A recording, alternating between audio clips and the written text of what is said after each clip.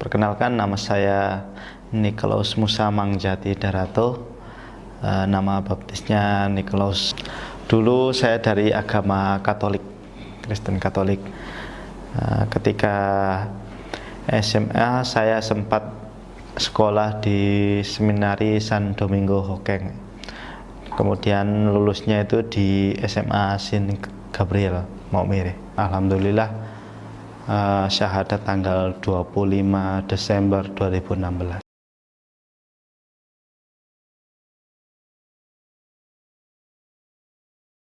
Dari kelas 6 SD itu saya udah tinggal di pastoran. Pastoran itu ya jenis biara, tapi itu kan di satu daerah biasanya satu titik untuk mengurusi umat di suatu lokasi itu. Jadi, namanya itu paroki. Jadi saya yang ngurusin gereja. Jadi dari persiapan bajunya pastor, terus persiapan acara, mukul lonceng, itu saya. Jadi betul-betul saya itu paroki itu ya rumah saya dibandingkan dengan rumah paman saya yang saya tinggal. Kehidupan saya lebih banyak di pastoran. Jadi ketika ada pastor yang hari Minggunya itu masuk gereja malam, saya ketika ke tempat lain itu nggak misa pagi, berarti saya misanya itu malam. Jadi setiap hari itu saya itu selalu ke gereja. Kalau ketika saya dengan pastor sama ketika di seminari. Seminari itu tempat pembinaan intensif ya, terutama untuk menjadi seorang pastor. Jadi seminari sendiri itu, kalau saya nggak salah ya, itu bahasa latinnya itu seminarium. Jadi itu pembenihan. Jadi betul-betul kita itu ditaruh di sebuah wadah untuk dididik, dibina menjadi seorang pastor. Betul-betul kita itu disiapkan untuk menjadi pastor. Itu namanya seminari. Sekolahnya cowok semua, nggak ada ceweknya. Jadi waktu di seminari Hokeng itu 300-400an orang tuh satu lokasi ya cowok semua, dengan kebunnya, dengan sekolahnya, betul-betul. Jadi contoh kelas waktu itu kan ada namanya kelas persiapan. Jadi kelas persiapan tuh sebelum kita masuk kelas 1 SMA, waktu saya SMA itu ada kelas persiapan. Kelas persiapan itu kita dicari potensi kita, digali potensi kita, terus nanti diajarin juga materi-materi tentang yang khusus kayak sejarah gereja, sejarah kitab suci, cara belajar dan lain sebagainya. Masuk SMA itu ada kurikulum sekolah. Kurikulum sekolah itu ya menyangkut agama, terus pelajaran kitab suci dan lain sebagainya, ditambah lagi kurikulum umum, jadi kayak matematika, bahasa Indonesia dan lain sebagainya. Jadi seminari itu tempat betul-betul orang itu dididik dan dibina, berarti pembenihan lah untuk menjadi seorang pastor. Untuk menjadi pastor itu kan jenjangnya kan harus setingkat kuliah kan. Kalau kuliah itu kan udah masuknya itu ke biarawan, biarawati. Jadi kayak Umi Irina itu kan udah mempelajari filsafat. Nah, itu udah bisa dibilang frater, udah bisa memilih serikat lah. Jadi serikat itu kayak komunitas pastor, contoh pastor Yesuit yang kita biasa ngelihat di buku atau apa kan, tulisan Romo atau siapa, terus titik belakangnya ada tulis SJ. Itu serikat Yesuit. Itu betul-betul lebih cenderung kepada dakwahnya lah. Kalau di Islam itu lebih ke pendidikan. Jadi jangan heran kalau pastor itu jadi dosen di Jogja, dari dosen di mana-mana. Karena emang beliau berdakwahnya melalui pendidikan. Kalau ada yang namanya pastor, yang belakang itu SVD. SVD itu ada kata verbum. Jadi betul-betul dia itu berbicara. Jadi kalau ada SVD, tugas di mana? Di Brasil. Jadi betul-betul itu dia itu ditugaskan di tempat yang emang itu apa ya? Umat Katoliknya nggak begitu banyak, terus dia itu banyak berdakwah. Kalau di Islam kan dakwah, menjelaskan tentang Katolik seperti apa, Kristen seperti apa, dan pekerjaan mereka setelah jadi pastor yaitu berdakwah dari lokasi ke lokasi. Itu SVD.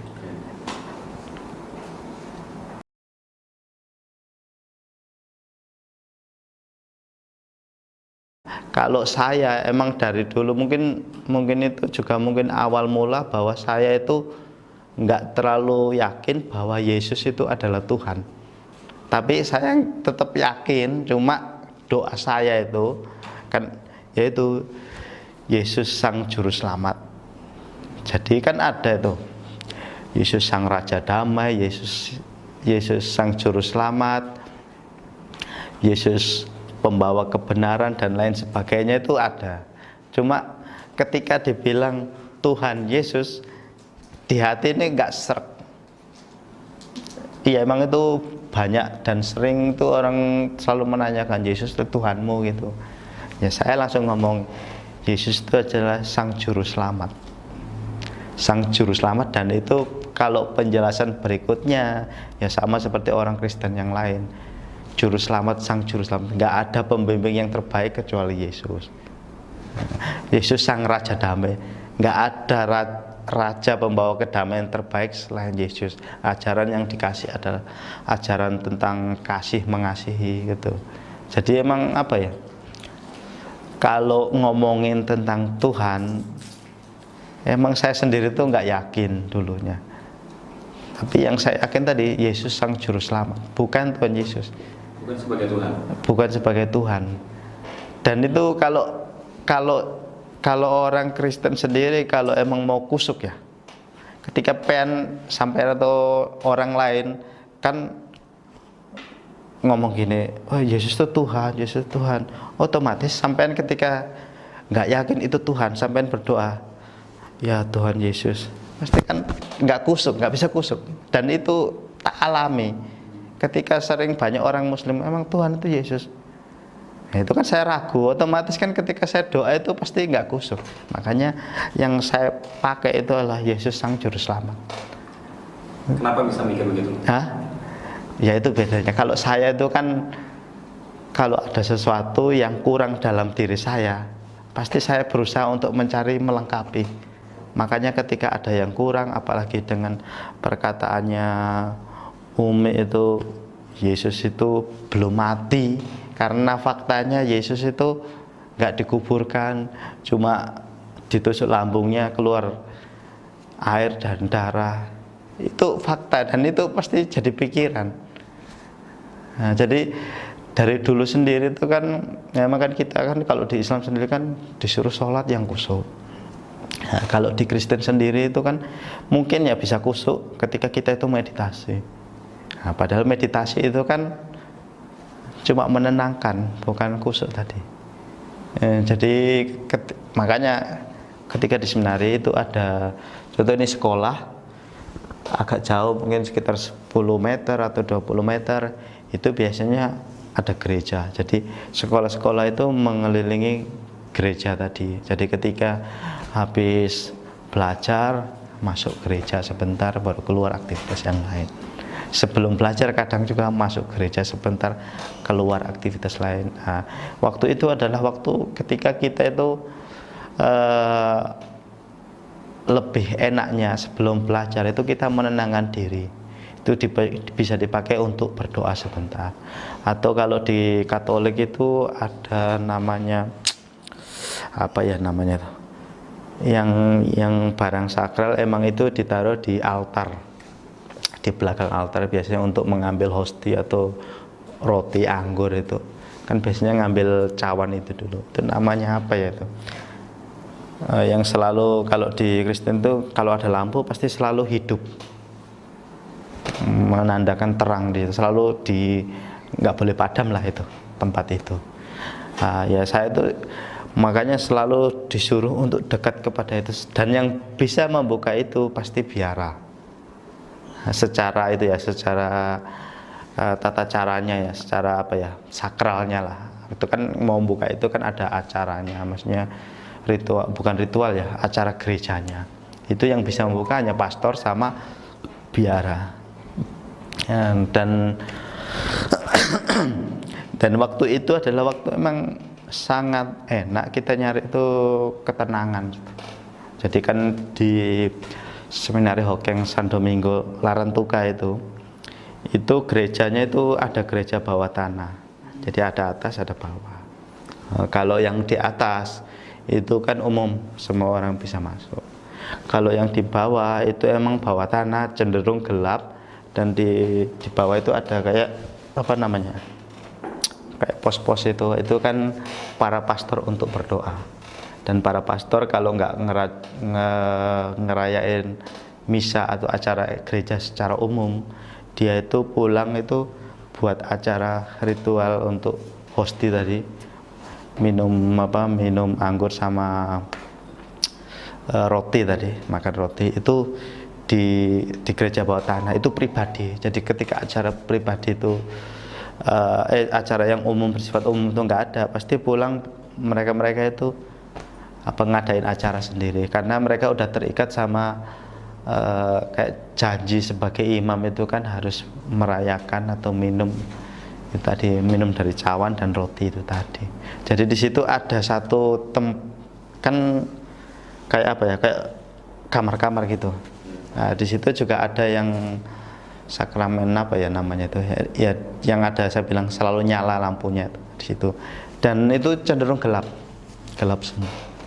Nah, ketika kita malam datang gitu, itu tuh pasti tenang, soalnya udah di bawah tanah, terus kompleksnya itu juga seminari, berarti kan betul-betul hening. Nah, emang kalau dan itu saya rutin, itu sering, bukan rutin tiap hari enggak, tapi sering. Ketika ada waktu saya bisa masuk ke situ, saya masuk ke situ berdoa. Nah, soalnya malu apa ya, agak malu ya, karena ketika banyak orang kan sibuk dengan, palingan kalau ke gereja bagian atas, karena saya udah merasakan berdoa di bawah tadi, makanya ketika nyari ketenangan saya lebih memilih untuk di gereja bawah tadi, bukan yang di sebelah atas.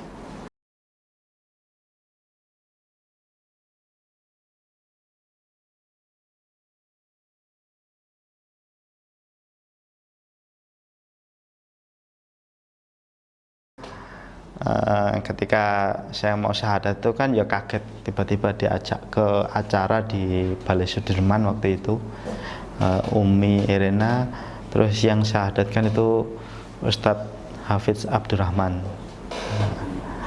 Jadi setelah sebelum syahadat itu adik saya yang namanya Pius, itu kan tanggal 25 Desember kan, dia akan ngucapin selamat Natal. Akhirnya kan nggak tak bales. Terus lagi di mana Cak? Saya bilang ini lagi di Balai Sudirman. Lah kok Natal ke sana ngapain gitu?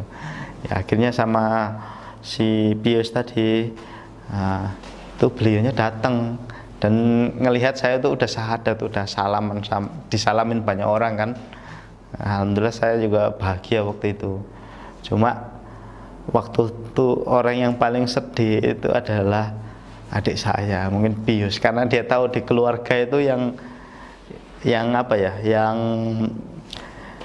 yang rajin ke gereja dan lain sebagainya itu adalah saya. Nah, sedangkan Pius itu backgroundnya dulunya itu kan ikut kapal, anak pelayaran gitulah.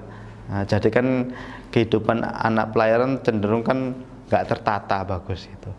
Jadi dia itu baru mau mencari ketenangan di dalam gereja, itu baru rasa bahagia. Ngelihat saya itu langsung menangis lah. Karena yang sebenarnya jadi panutan malah masuk Islam gitu. Pengennya kan diajak sama-sama ikut Natalan gitu loh, tapi akhirnya malah masuk Islam. Itu yang ini sih ya lucu, tapi alhamdulillah beliau udah syahadat. Alhamdulillah.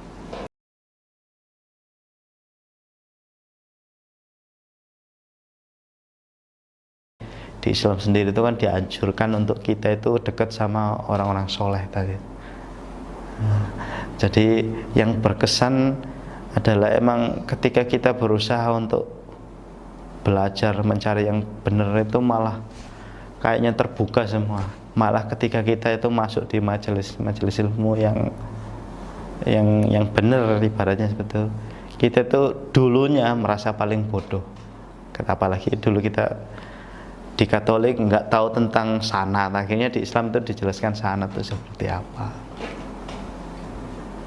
Ya apa ya, pokoknya kalau bagi saya Islam itu sangat indah. Jadi makanya ketika orang ngomong Islam itu teroris, wah saya itu nggak percaya. Kok bisa dikatakan teroris? Karena ngebom. Oh ternyata di Islam sendiri hukum membunuh orang itu nggak boleh. Kok bisa dibilang teroris? Berarti kan mungkin gurunya yang salah atau informasi yang didapatkan itu salah.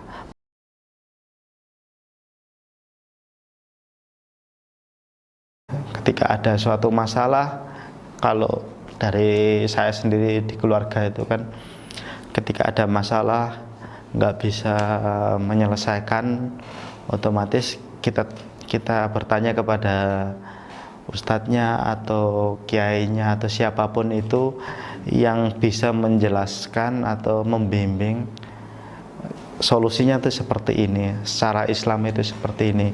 Kalau itu kita rasa itu benar, dalilnya ada, itunya ada, ya udah kita lakukan aja. Insya Allah itu hasilnya insya Allah baik. Kalau dulu kan gini, ketika saya memikirkan sesuatu, kita pikir seperti ini bagus, tapi yo ketika jalan tuh pasti banyak masalah. Kalau di jalan kan semakin jauh masalahnya itu semakin banyak dan semakin nggak tenang gitu. Tapi ketika kita berlandaskan secara syariat, secara Islam yang ada dalilnya, ada yang pernah mencontohkan, sahabat siapa, antara Rasulullah sendiri mencontohkan, itu lebih tenang, nggak ada. Jadi kita melakukan sesuatu itu kan bisa dibilang melakukan sesuatu karena Allah, melepaskan sesuatu juga karena Allah. Kalaupun nggak bagus, pasti insya Allah balasannya dari Allah itu lebih bagus lagi.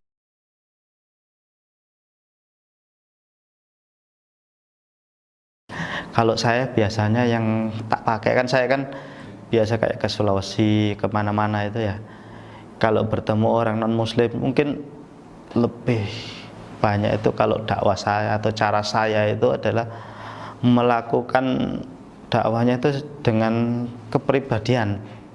Jadi ketika saya jujur itu kan orang bilang oh nggak apa-apa dia non Muslim, tapi yang penting dia jujur. Kan banyak yang bilang gitu. Nah, padahal jujur, sopan santun dan lain sebagainya itu kan buah dari kita mempelajari agama yang benar. Kalau nggak benar, mau itu non Muslim mau siapa, yaitu yang pasti bukan buah dari dia belajar agama. Jadi kalau saya menjelaskan atau ngomong ke orang-orang non Muslim yang lain itu ya dengan sikap, bukan dengan omongan. Soalnya kita menjelasin Islam ke orang non Muslim, sedangkan mereka sendiri nggak punya keterbukaan hati untuk mau belajar, sama aja.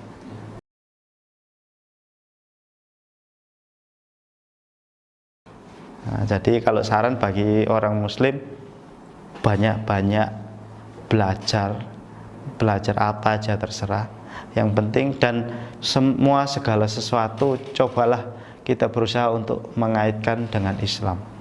Harus kita banyak-banyak belajar tentang Islam. Sebenarnya ilmu Islam itu luas sekali. Yang membuat saya takjub itu ketika saya itu menjadi seorang Muslim, masalah apapun itu kalau dikaitkan dengan Islam semuanya masuk, dari masalah mungkin di dalam rumah tangga, bahkan tata cara ke kamar mandi dan lain sebagainya, semuanya itu masuk, dan semua itu hasilnya pasti lebih bagus.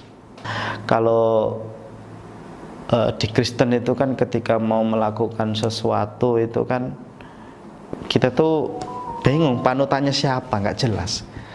Ketika kita bilang ke pastor, pastorannya belum tentu kompeten, kan gitu.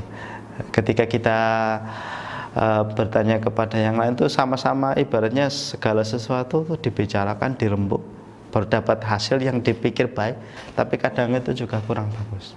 Nah, tetapi kalau di Islam, ketika bingung tanya kepada ulamanya nggak tahu, buka kitabnya, udah selesai.